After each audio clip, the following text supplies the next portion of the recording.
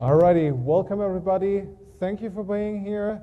This is your X-Force Security Threat Landscape Overview for kind of 2020, middle of 2020, a little bit looking back. So one thing that you missed, Ceci, is that I also am an avid board gamer and I like to collect IT gadgets, and I always have to balance a little bit with how much my wife will tolerate in the house because I have wired everything up. With that being said, IT security has always been my passion, always been my home. I started out as a software developer. Maybe I'm also accused of a few software crimes. But the thing is, it gave me an appreciation of really what matters when you write software, and that's making it actually secure. Because that software might also be on hardware, and that hardware might be connected to the real world, which can have real world consequences, which we'll just see in a little moment. What we're going to talk today about is what's actually going out there in the world. What's happening, what is currently bearing down on us, and what are the specific flashpoints that we're seeing from the world at large. Where are we being attacked? What is the kind of attacks that we're seeing? Who is being hit? And what are the specific consequences? And also a little slice of what can we actually do? And I will be adding a little bit my own commentary on that. So you see, because these slides will actually look good, they are made by a marketing team. So I'll just slather my own very special blend of commentary on top of that. So, and I'll frame that what Matt's opinion is and what is not. Also to those online, welcome chat, welcome internet. I know some folks have actually been tuning in to figure out if I do have legs. I do. So because some of my colleagues have never seen me like from the waist down, I actually do wear pants also all the time. So with that out of the way, let's jump in by addressing actually one of the first questions you might have, and that is, what the heck is X-Force? So yes, if you like Marvel comics, there is an X-Force. That's not what we're talking about. There might be superheroes among this X-Force that we're talking about here in IBM Security, but it's specifically actually IBM Security's research, development, pen testing, attack arm of the business. So we're not only just building products like, for example, the Cloud Pak for security, we also have a lot of researchers, a lot of pen testers, white hats that help us develop the technology, develop the data, develop the techniques that are actually fueling these products. And we also have a dedicated red team that either can be used to breach systems and networks or be dropped in as part of the larger incident response team to help out. I personally worked a long time in X-Force threat intelligence, and my team was responsible, for example, if you've been with IBM a little bit longer, up until 2018, my team was actually responsible for filtering and saving all of your emails from spam. So if you had very little spam in your inbox, please talk to me. If you had a lot of spam, please don't talk to me. So the thing is, we saw a lot of stuff, especially malware, coming in through email, through phishing attempts. And you will actually see that this is something we will be seeing as a main cause of issues as we go into this presentation. Now, why do we actually care, or should we care about any of these cyber breaches? Well, if you're a personal individual, you probably don't want your data lost, shared, deleted, whatever. But if you are an organization, there is a lot of money on the line. And one thing that we've seen is that the cost of a data breach, while there are ups and downs over the years, has been exploding. So if you just look at that, you can't see it right now if you're here in the crowd, but it's in millions. We're almost at $10 million per breach in terms of impact. What is included in that? That's actually like cleaning up, dealing with the reputational damage, lost business, fines if you're in a regulated industry, lawsuits, and so on. I might have known yesterday it was in the news that the CEO of Drizzly was getting slapped down hard, and the entire company also got fined. What was it? Was it 2.4 billion? It was a lot of money for them handing out all of their customer data and having shoddy security practices. So security, I mean, if you're in security, you know this already. Security is not optional. It is required to keep the lights on. If not, because all your data has been stolen and encrypted, but rather so you not get sued out of your business you're currently in. And the other thing that goes into that is how long does it actually take to detect people? Can you see that bar? That's on the global average, 207 days from the breach to actual detection remediation. That's more than half a year. The US is slightly better, but we're still at about half a year. That means on average. By the time that's in the press, at least half a year has passed while your data has likely been already traded everywhere. The other thing is that's also likely time where the attacker is still in your network. So it's not only just shoring up the systems networks that we're struggling with. The other thing is actually realizing we are right now under attack. We right now might have intruders in the network. A lot of companies plan for the eventual attack that might happen or might not happen, but don't start with the mindset of, what if we are already breached, we don't know about it. And that is the consequence. The consequence is that you're largely blind that something has already happened and you're always catching up. And this is not just something that is happening once in a while. You can just open the news and take a look at what's currently on the news. So for example, this is something from today. So ransomware. We're going to talk about ransomware just a little bit, just to give you an appreciation for the numbers we're talking about. Just today, Sophos released research that in the manufacturing business, the average ransom paid per incident is $2 million. That's just the ransom number. We're not talking about the total cost of the data breach. It's just what they hand out. And this is more than double than any other industry.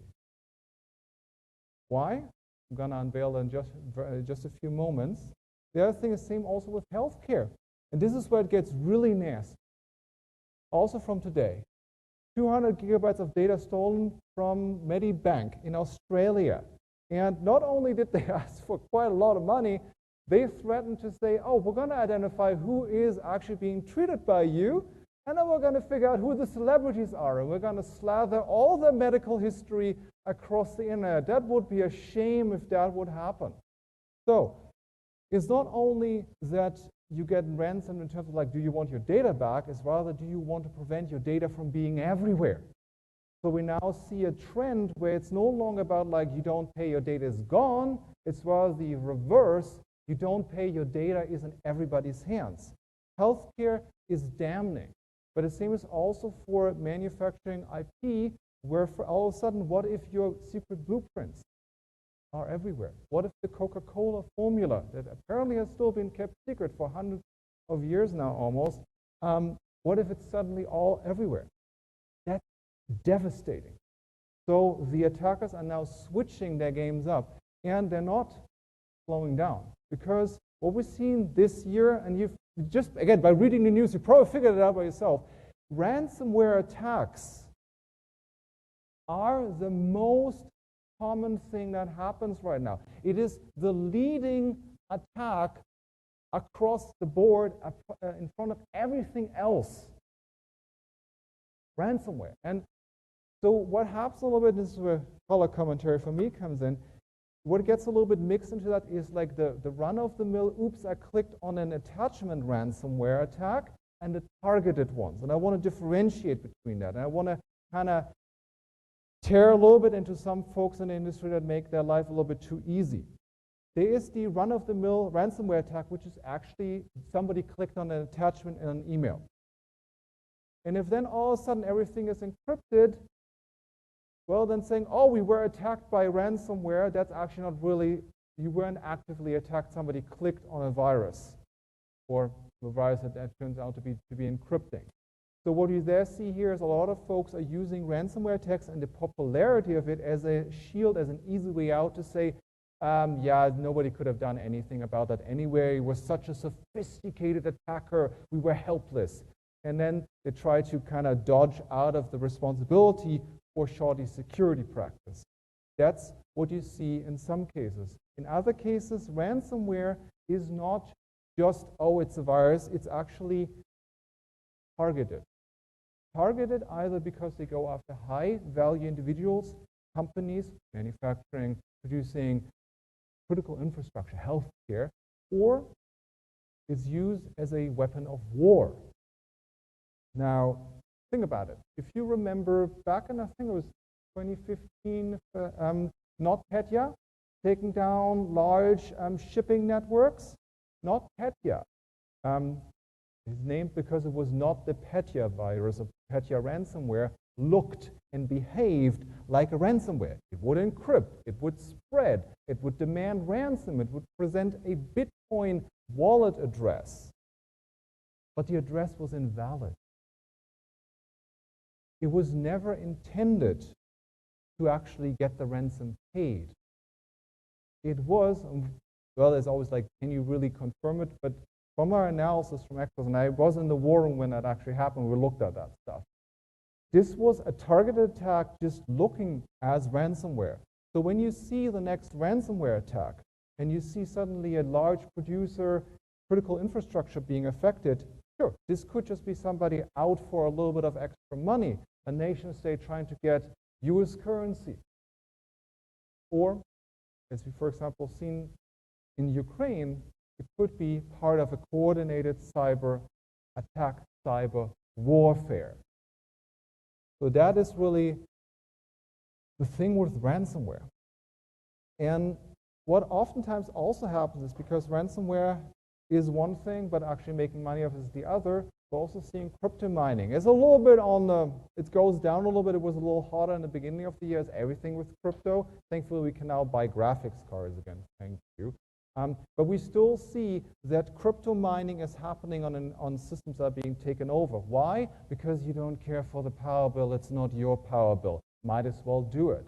So what we see here is that more and more attackers are actually not just encrypting that, they are using any kind of system that was taken over more or less like a multi-purpose platform. Once they got you, they're going to squeeze the most amount of money out of you before they leave.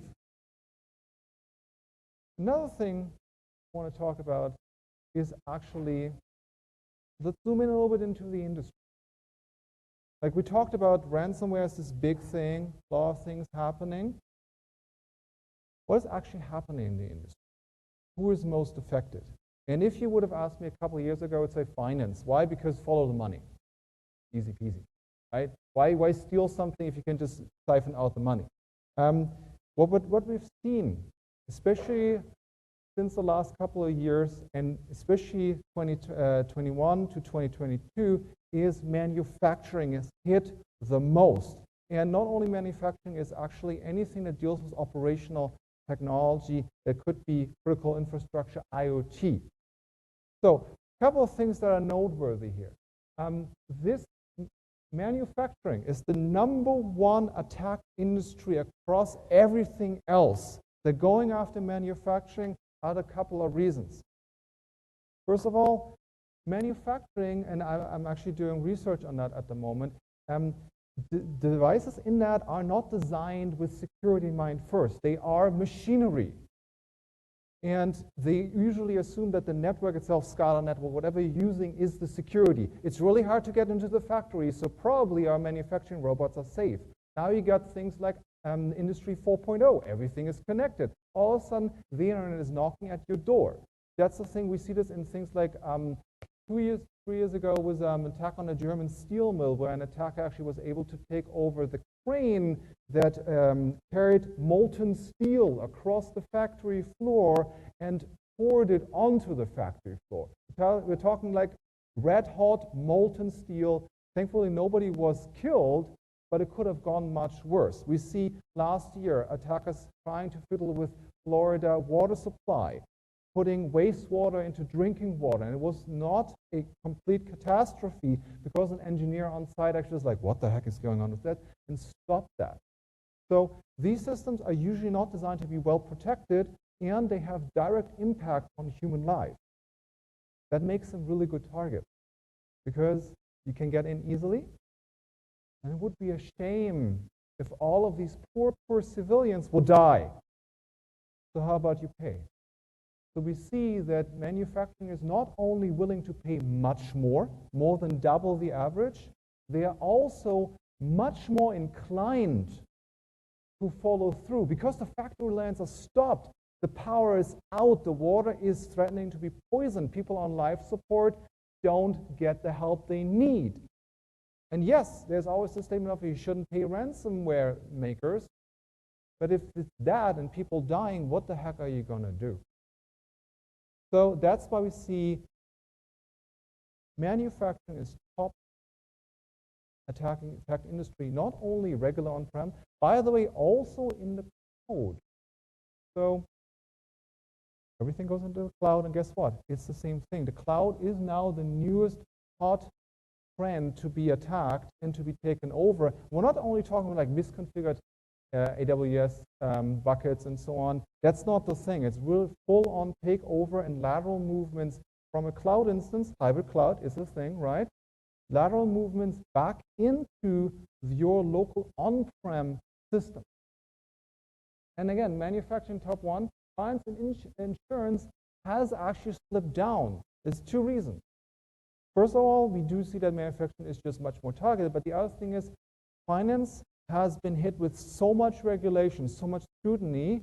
Finally, we see that these things are taking hold, and the attacks in the magnitude are at least keeping steady or not following with the rest of the industry trends. So good on the finance and insurance industry. The other thing is, and by the way, shopping season, right? Holidays are coming up. Wholesale is the third most attacked in retail. And why is that? Well, there's a specific reason. But first, let's take a look at actually retail and wholesale. What are the main things that are led to a breach? Take a look at that. Server access, ransomware, misconfiguration, fraud. So fraud, easy, right? We know fraud is easy. You got stuff stolen, you got your PIN swipers, you got all the other stuff compromised. But, and I worked a long time with a company that manages point-of-sale devices. So let's say, for example, you go to Target and you swipe your card.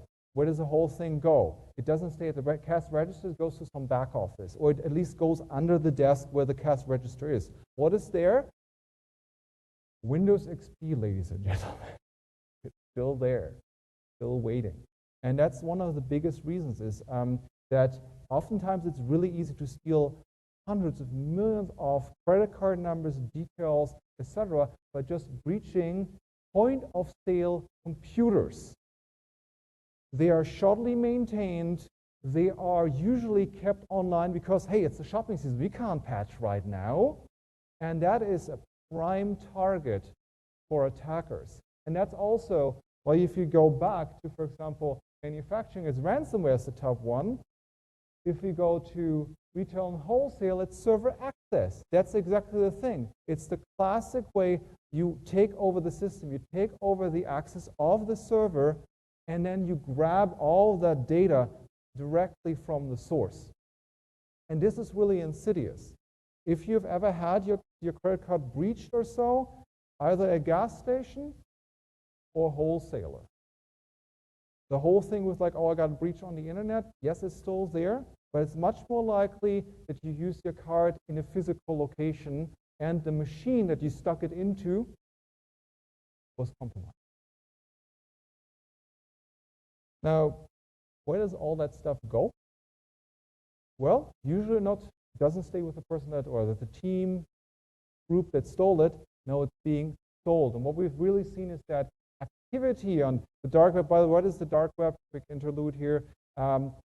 Hollywood makes it look really cool. It's actually not that cool. It's essentially just forums that you can access by something like, for example, Tor. They're not directly accessible. You have to essentially be on a, let's say, on a VPN, if you will. It's not the same, but it's kind of a anonymizing distributed VPN to get access to them. That's the whole thing with the dark web. You need specific access, you need to know where to go, and you need to essentially use a specific access to get there.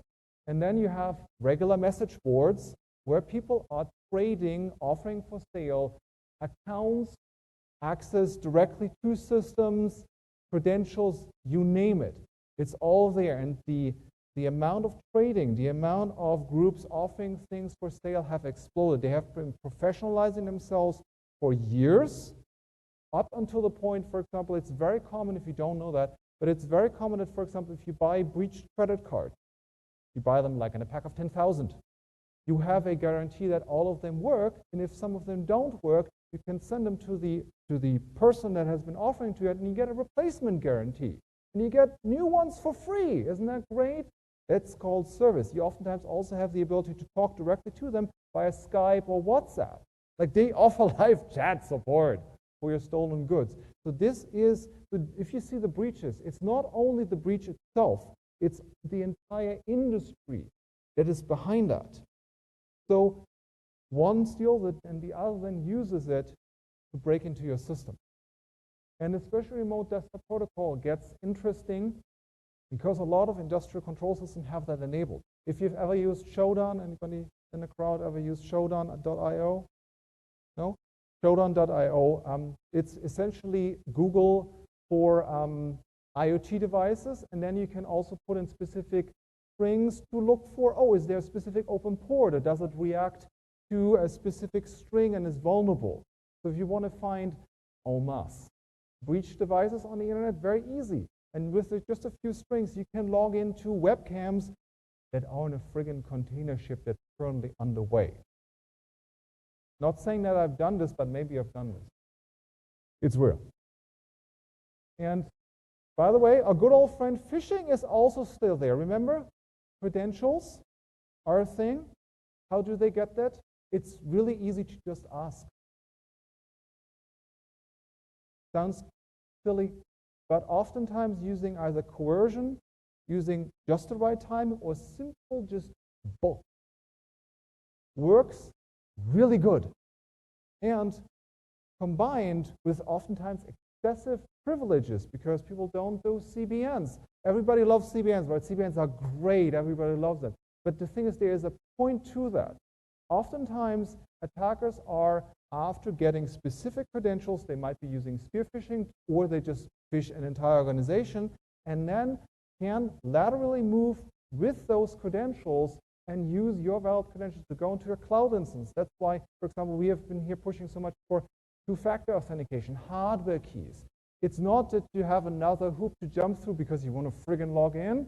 No, it's because actually we have to assume that eventually my details might just get breached or taken away from somewhere, and it's really easy. Sometimes it's just dumb luck where phishing works. A friend of mine, real good administrator, knows his craft up and down, was applying for an ESTA travel authorization to the US because we're flying to Interconnect, big thing. It was like 99 things happening at the same time. And just in that moment, random chance, he got a phishing email that asked him to fill out his visa questionnaire. It didn't even look good. But his mind was like, yeah, I'm going to the US, I need to fill it out. And he totally filled it out, including his credit card details and his passport details. And this is a man that does ISO 27K up and down, 3 a.m. at night, and knows security. And he was like, I screwed up. So it happens to the best of us. The other thing is, malware is innovating, or malware designers, malware makers are innovating. So we see Linux is exploding in popularity. That's also one of the reasons if any of you are doing PCI DSS 4.0, any of you doing that certification? No? Good for you. Sometimes can be horrible. That they have recently changed their requirements with regards to devices affected by viruses. In the older version, if a device was running Linux, you could hand wave antivirus, anti-malware, EDR protection by saying, it's Linux.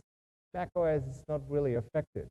With version 4.0, you still have that emergency exit a little bit, but they were very clear that you can't just say, oh, it's Linux, we're fine. Multi-platform malware, malware that is even able to span multiple operating systems, architectures, ARM, right? Apple, ARM, a different compilation method, is on the rise. So that's the thing. And the other thing is containers. It says Docker here, but we're actually speaking about containers. Containers are also a target, and sometimes in insidious ways, because often what we've seen is that containers are considered to be this specific state, right? You boot from a specific image, and you know exactly which state it is, and that's great. And we have a lot of things that test vulnerabilities of containers in their image state. Like they're being created, you stick them in, I don't know, for some VA scan or Sneak or Trivia and so on, and you know, okay, that thing is fine, no vulnerabilities, yay me. Nobody ever checked if the operational configuration is okay after they were launched. Host systems like CIS benchmarks and so up and down, no problem. Inside of the container, not so much. So what we've seen is that attackers now go for inside of the container. And another thing is actually spawning a container alongside the others. So the existing containers, everything works exactly as before. But you suddenly have a container that's slightly off or shouldn't be there. And that even applies to IoT devices. So one of the things is that IoT devices now also run containers. You might have a security camera that has all different functions running on containers. What attackers now do is they just deploy a malware container alongside that, and because containers are very easy to move across architectures and deployments, suddenly your webcam, your security cam could be mining Bitcoin. It's not very fast, but still. And that's really something that we've seen here, is that attackers go with technology. Just because you're in the newest, hottest things, you are not safe. And we see the shift also looking at general industry, is that vulnerabilities in the cloud, it could be services that are running on the cloud are vulnerable, but also specific cloud issues. Especially access, malformed access, incorrectly configured instances are on the rise. They're easy to breach, they're accessible from everywhere because it's the cloud, and usually they have beefy hardware that you can exploit easily. And that is a problem. And especially if you have a PaaS or IaaS, where you, like platform or infrastructure as a service, where you have to maintain some of the components yourself, what we've seen is that this is not being taken care of. Because a lot of folks don't get the shared responsibility model. And that's a problem, because they assume that the cloud provider will take care of that when in fact they don't, or they expect you to, for example, run some of the scans yourself. And that's really a problem. And now you might be asking, hey Matt, that's great and all, you talked a lot about credentials and about how important it is to have multi-factor authentication. How bad is it actually if you have everything on the cloud? How bad is it with all these credentials and getting access? Well, turns out when Exos Red was running their penetration tests against current cloud clients, 99% of the cases, the attack was successful through breached credentials. It could be credentials that were leaked, could be credentials that used previously leaked data, could be credentials that were just plain garbage and easy to guess. This is 99%. Used credentials. And if you have proper login credentials, a lot of your existing stuff doesn't work because you have the key. And then you better hope you have a two-factor authentication in front of that, or some kind of anomaly detection to see something is going on that shouldn't be happening. So the attackers in cloud now come with your keys. And it's API keys that were leaked on, I don't know, you check something in GitHub and oops, API keys in there, and bam, you got somebody new in your infrastructure. Please run tech secrets. Internet, please run the tech secrets. It's really massive, and the turnaround times have been dropping significantly. So we have actually attackers scanning public GitHub repositories for new commits and checking if they can see something that looks like an API key. You can do this relatively easily because GitHub has something like the newest, hottest, and you can even sort by topic. So you could say, I want SCADA, or I want IoT, I want a specific deployment, and you see whatever project is updated recently. You just attach to the commits, look for what looks like an API key, and there you go. Then you use something like Shodan, combine us with Shodan, do a scan across what Shodan can see, and you got your targets to breach. Sometimes takes half an hour. Now, let's take a look at the general world out there. What's happening out there? Where is everybody? Well, it turns out Asia. If you said the US is top attacked geography, you would be wrong. There's been a massive shift towards Asia. Some of that driven by, we're pretty sure, the Olympic Games last year, but also a lot of regional tension. You might have heard the whole thing with China and Taiwan. There's a lot of things going on there, and we see that actually activity in breaching manufacturing, a lot of manufacturing is in Asia, is happening there. So Asia is one of the most targeted geographies. Europe has been going a little bit back, well, until recently, until the whole attack on the Ukraine, where we've seen that cyber attacks were actually used as a default next to kinetic attacks. No longer just that you have bombs, bullets, and tanks being used. You're using bits and bytes as a default. It's no longer an afterthought. It's coordinated, it's concerted, it's part of that.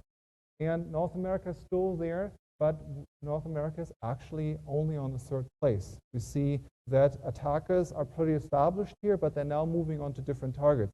Why is that? Apart from just the manufacturing and regional catastrophes, it's also because North America has been pounded on for decades now. It's getting harder. Where do you go? Where the juicy targets are that haven't gotten their shields up yet. And that's what we're now seeing. Latin America and Middle East are still, just because they're smaller in the general footprint, they're still behind. But they're also, as you can just see from the increase, they're closing up. So we talked about that. Let's talk a little bit about what can we actually do. And I think the first one is relatively obvious: plan for ransomware. It's there.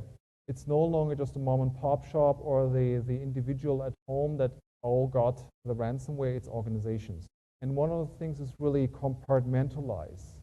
Compartmentalize so that ransomware can't easily spread. It's backup, backup, backup, backup, backup, backup, and keep the backups please offline. Online backup, oh, I got it on the cloud drive, is not a backup.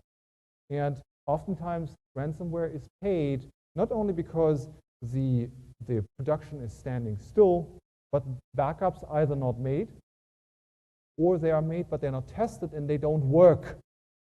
And then you try to roll it back and it doesn't work. It's the same thing with generally being prepared for an incident response. You got to do it and you got to test it regularly. If you're involved in any business continuity disaster recovery tests and you're rolling your eyes because it's that time of the year again, know that you're doing this for situations like these to be prepared.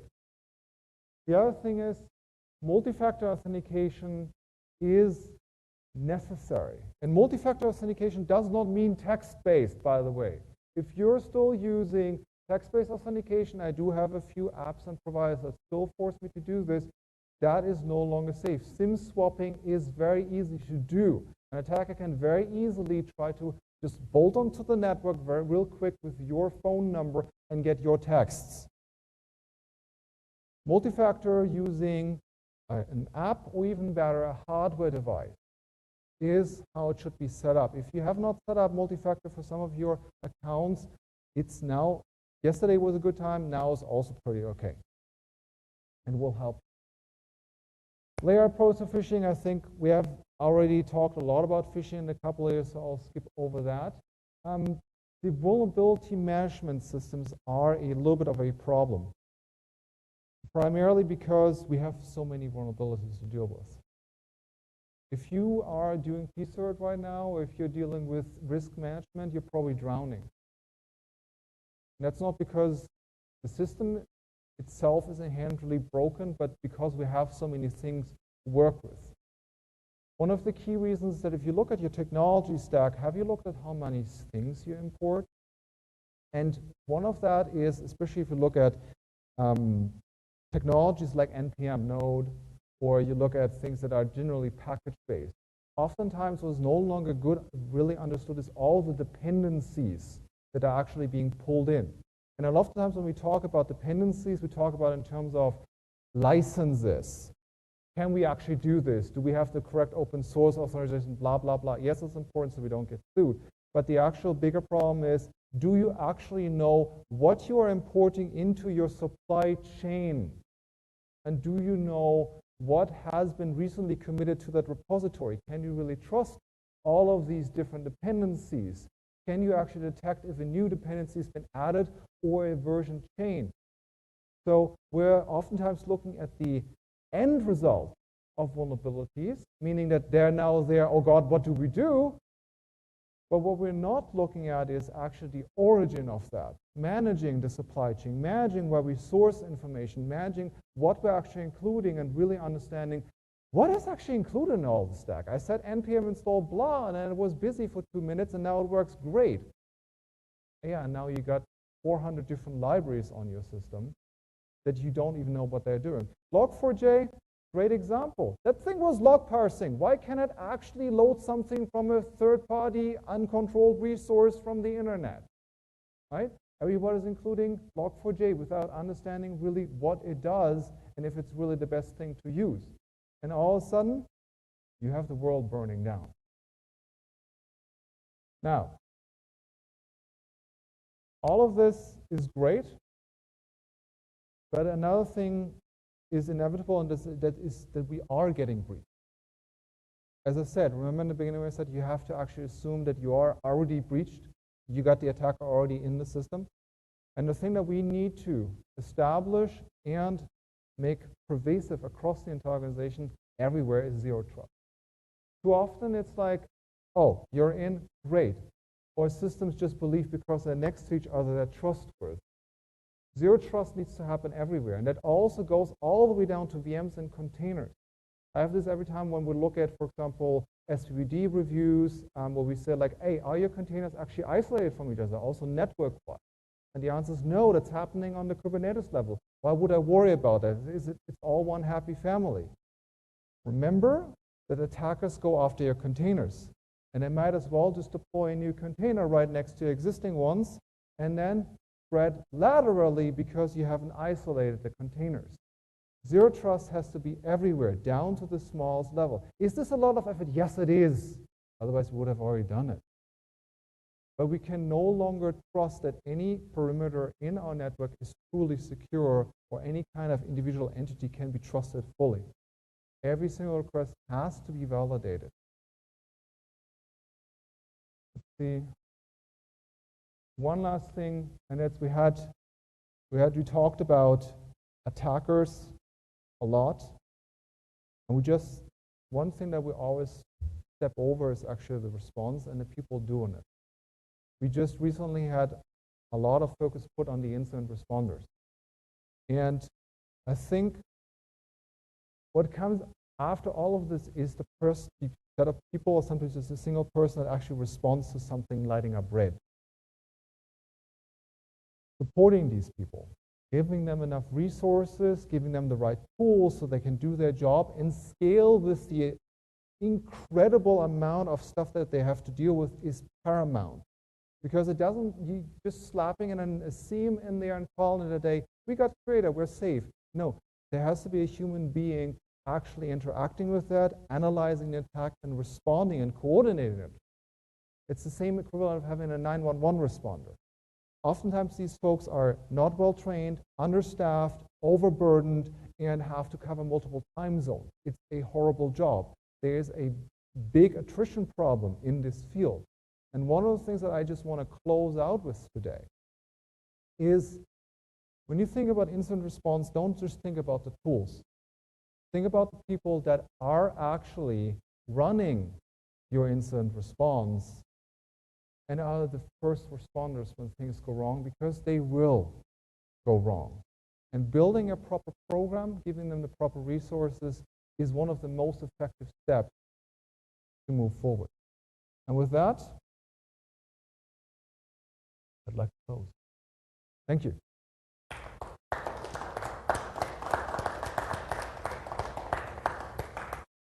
Now is question time. My little clock says we have a couple of minutes here. So if you're wondering what the heck this is how I actually understand how much time I have left. Ceci and the chat. So I can't see chat, so we'll rely a little bit here on my wonderful hosts here to guide me. Okay, and I just want to mention if there's any questions on the WebEx, please put them in the chat for the WebEx. And is there any questions in the room? Go ahead. Consider non-password based authentication mechanisms such as facial recognition or fingerprint scanners or iris scanners to be a viable alternative? That's a loaded question. First of all, I would say passwords need to die. Let's start with this. Passwords need to die. They are horrible, they are outdated, and their time has come. Now, you asked about biometrics, if I might summarize that. Biometrics can be very convenient, and they are. And especially if you use them in the right circumstances, like, for example, fingerprint sensors and so on, iris scanners, they can be relatively safe to use. There's a couple of catches. The first one is actually the human problem, because if I can log in with your finger, suddenly your finger, not the rest of your body, becomes a very interesting thing to get. So that's the first thing. And the other thing is also because it's attached to your body, if you think about fingerprints, for example,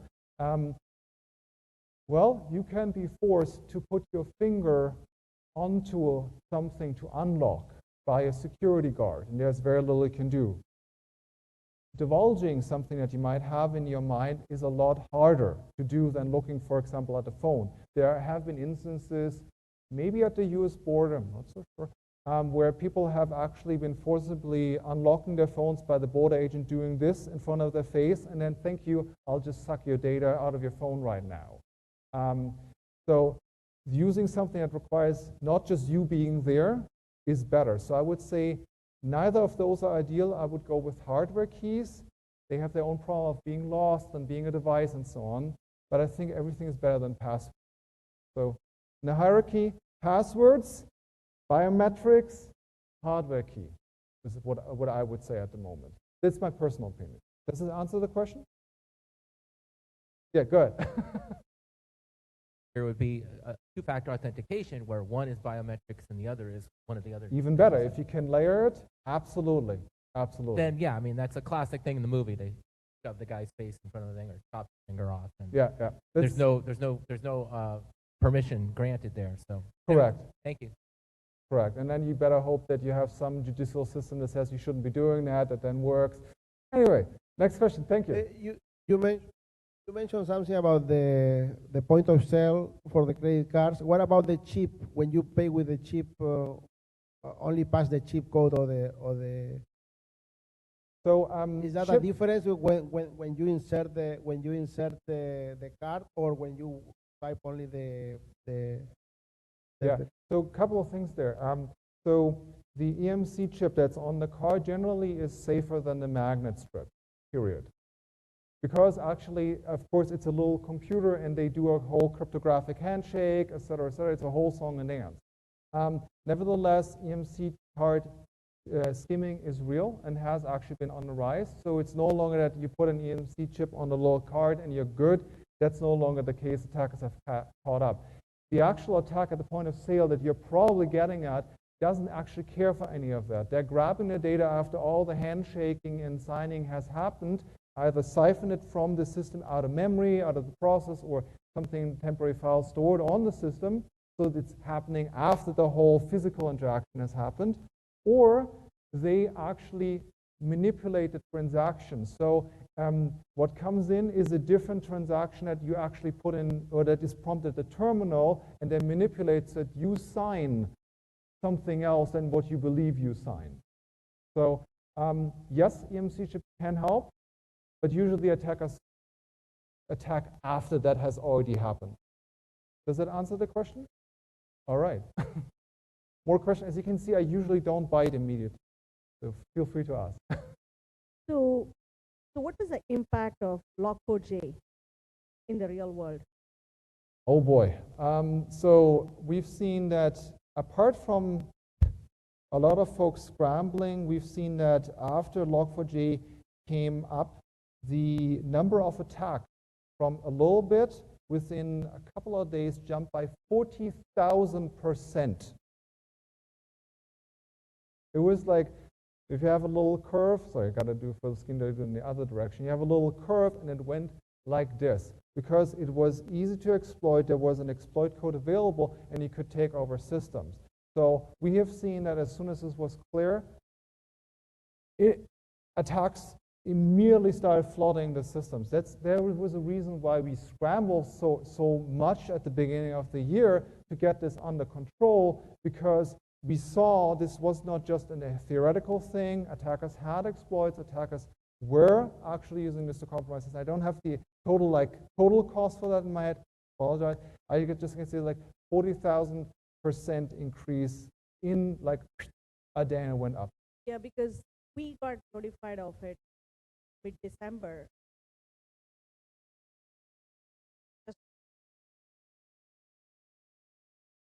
So I would have to, if you want an exact timeline, I would have to delegate to our sister team. But it was like, it was massive, because just from the chart I saw, it's like it was announced, we did an impact analysis, and it was shortly thereafter that we already saw this flaring up. There was also why it was such a massive meltdown, because it was easy to exploit, it was remotely exploitable, it was usually running on servers that had privileged access on data, and you could just inject it and could call it a day, and that was really, really, really, really nasty. Let's hope we never have that again.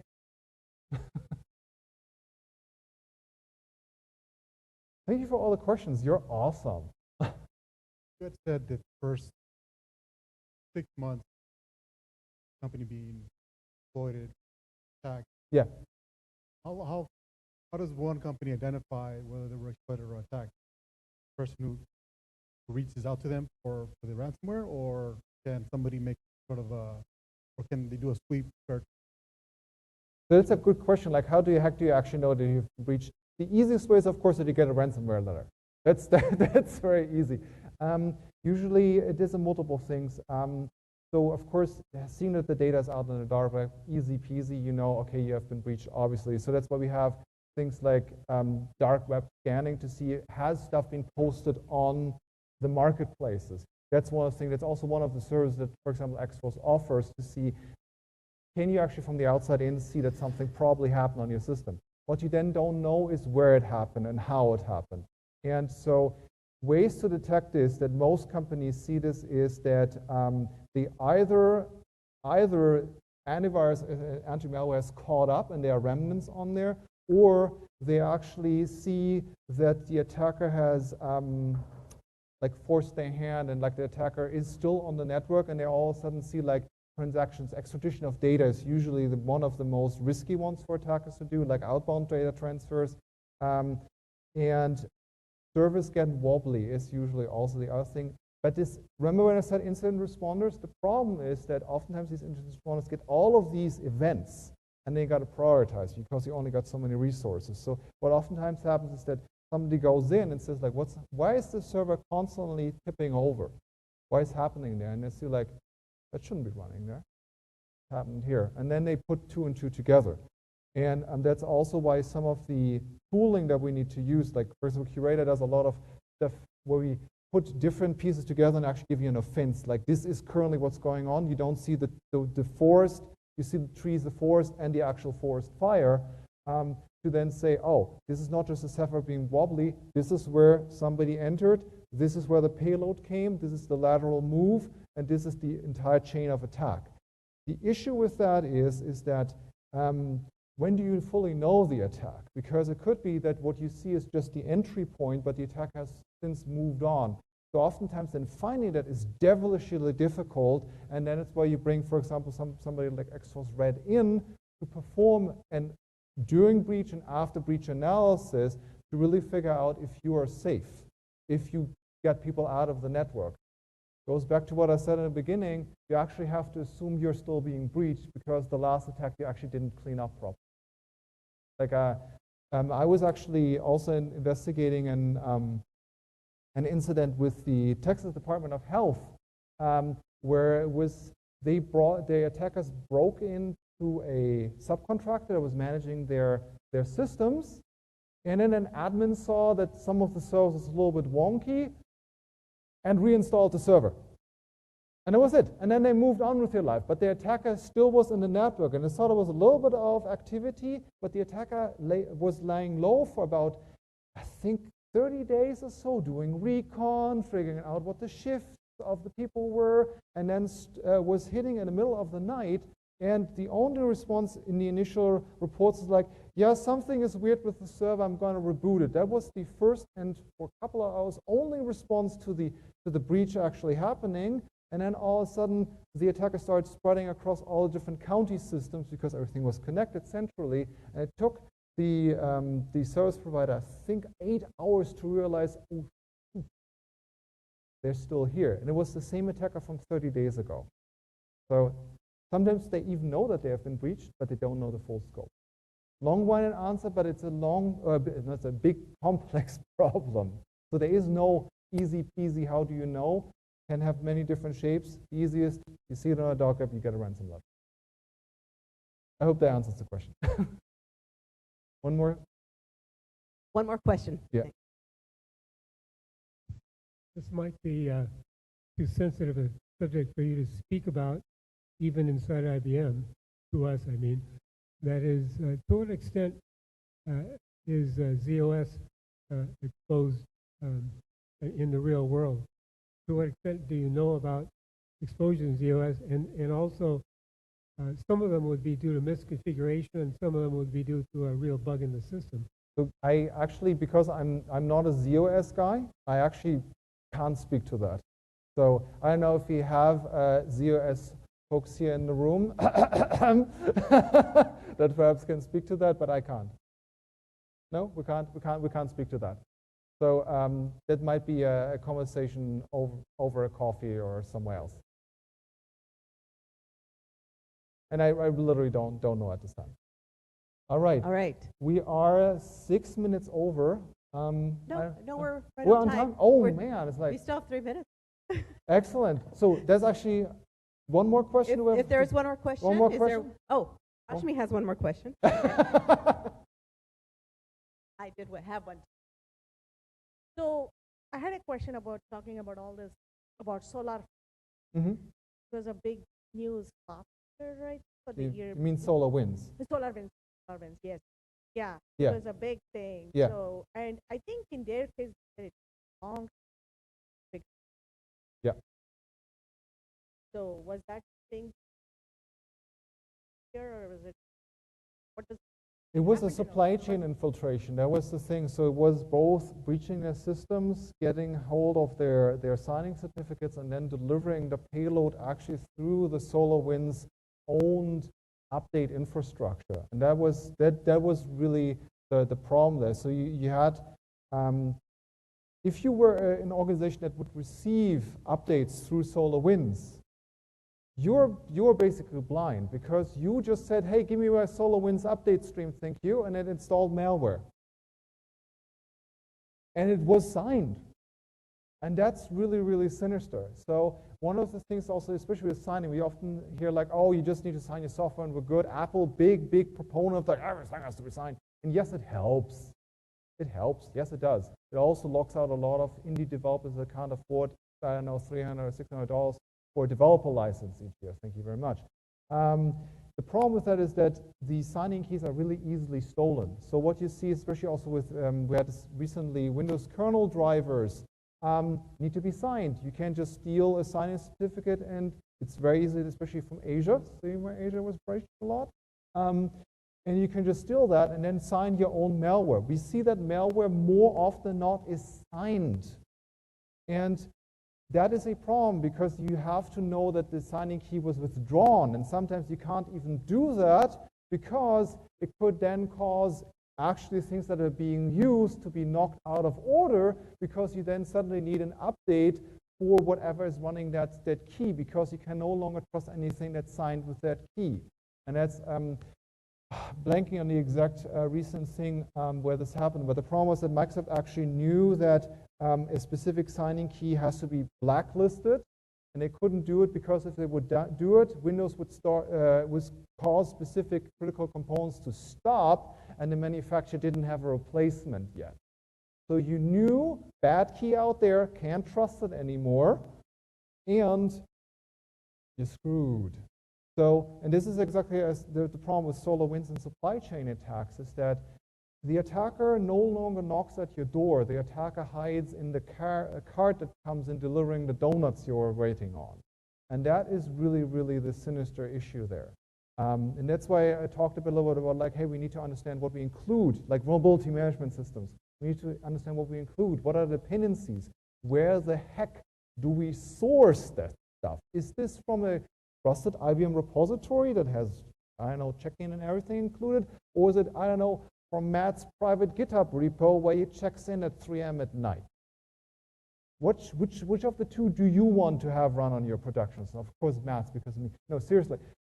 That's a lot of times we see that the wish to develop fast, quick, trumps the need to go just a teensy tiny bit slower and do the homework, so you're not with the next NPM update pull in crypto mining ransomware or whatever a current monster is in there. It's not, oh, by the way, I'm bragging a lot on Node. The whole Python, the Py repository, you do pip update on a few things, and bam, you got malware on your system. So wherever you have a package manager and you just get it from the internet, that's a real big problem. And that's why attackers go for, because it's easy. And really, really important, they don't even have to necessarily breach specific projects. Sometimes they actually use the resolution logic of a specific package manager to write packages that are like typo squatting. Like somebody is writing the build script, and oopsies, they had like an O or so, something that's close by. And what does the thing do? It usually works because it does like, hey, did you mean blah, and it automatically resolves, until somebody actually parks a typo squatted package there that now perfectly matches the query. And all of a sudden, you got an entry point into somebody else's build infrastructure. And that's exactly like this kind of detecting that is discipline and making sure you understand where your dependencies are coming from. That's the only chance that we have. So that's kind of what we can detect. Okay. All right. Thank you. All right. I'll let you close out. Okay. So, yeah. So thank you very much, Matt. This was a very fascinating talk. And this is timely because we are in October is Cybersecurity Awareness Month. But I think we've learned today that cybersecurity awareness should be daily, not just 1 month of a year. So thank you, everyone, for attending also.